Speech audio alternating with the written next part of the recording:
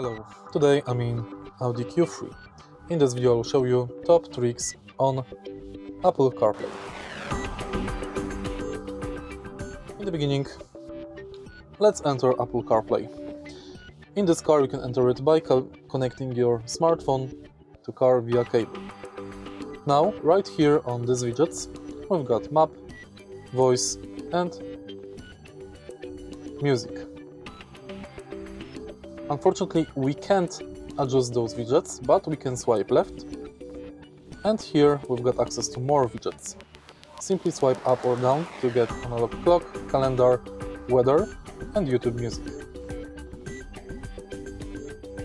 As you can see, on CarPlay, we've got access to two maps. Maps from the iOS and Google Maps. Simply tap on App to select it. But by default, our maps are the Google Maps.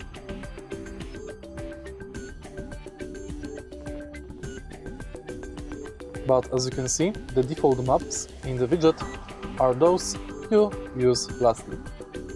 So if we select Maps, the widget is iOS Maps. If we select Google Maps, the widget is Google Maps. Now let's go to settings. In settings, you can quickly enable silent mode or mirror iPhone silent mode. So whenever on your smartphone you've got silent mode, it will also be silent on the screen. Next, in display mode, you can enable smart display zoom. CarPlay will automatically optimize for your vehicle's display. If you disable it, you will have standard CarPlay. Next, in appearance, you can switch appearance of the CarPlay and enable always show dark maps. Next, you can customize icons. If you've got latest iOS 26, you can select clear icons. Now, we can change wallpaper. Unfortunately, we've got only preset wallpaper. We can set up custom one. And one of the most important things is driving focus. You can activate with CarPlay.